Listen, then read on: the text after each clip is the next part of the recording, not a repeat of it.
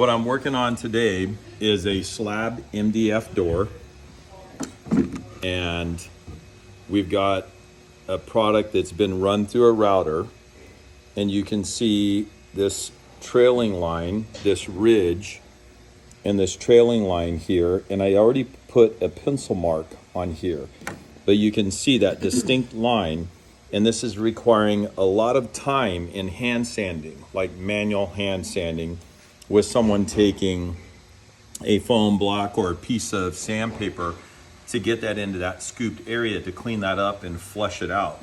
What I've done is I've taken our 3x4 brand new ProFoam in very fine, and I've made rather large French fries out of it by cutting slivers or slices off the pad. I'm gonna drop this down, and we're gonna put one of these, we're gonna stage it on the side of the 3x4 sander on the very edge of the backup pad so that it's gonna ride on this right edge. So I'm gonna go ahead and sand. I've got my vacuum on. The goal, the objective is to remove that trailing line without changing any of the other lines.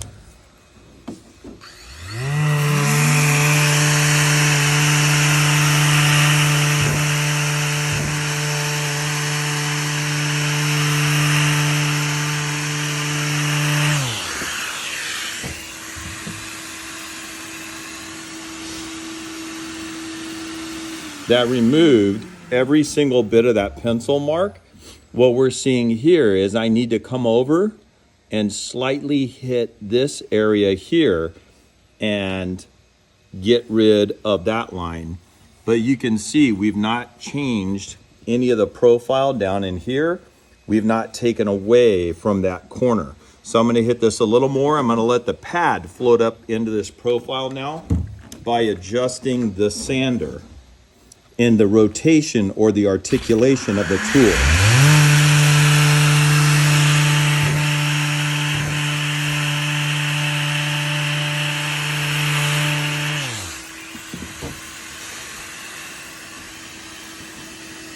Now, what you're seeing is a surface area that looks like butter.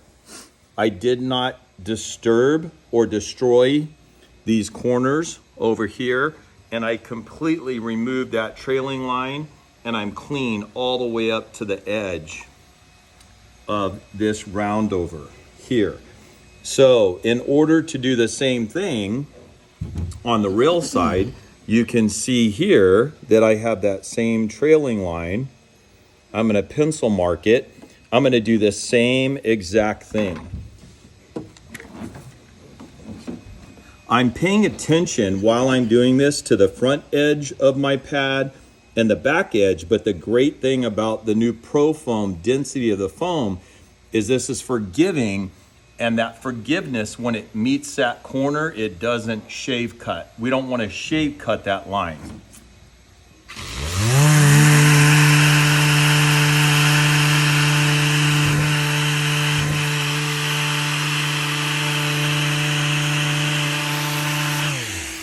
Let's see what we got.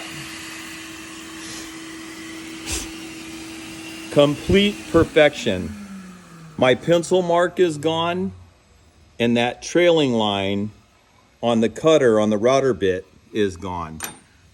If you're a shop and you're doing 200, 300 of these a day, and if you've taken a piece of sandpaper and devised some type of a backer to support the sandpaper, or a sanding block where you're manually having to grip the block to take that into that profile, it can be a tedious, brutal application. If you're doing 2 or 3 doors or 4 doors, you can work through that. You can get away with it.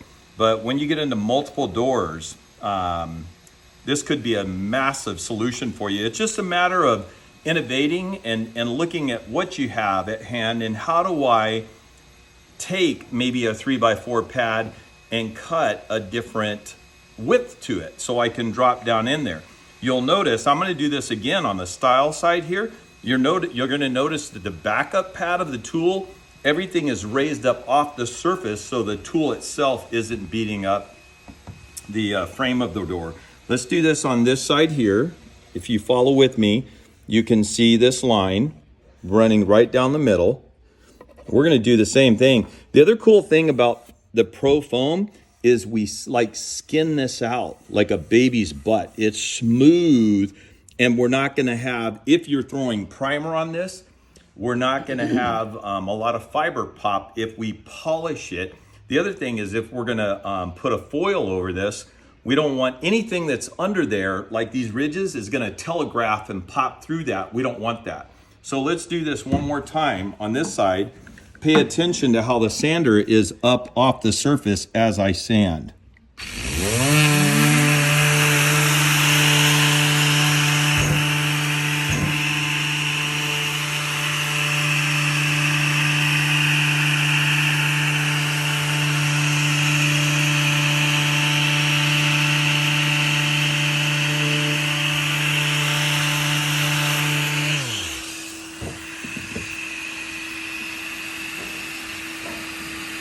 I'm gonna hit this with the air gun.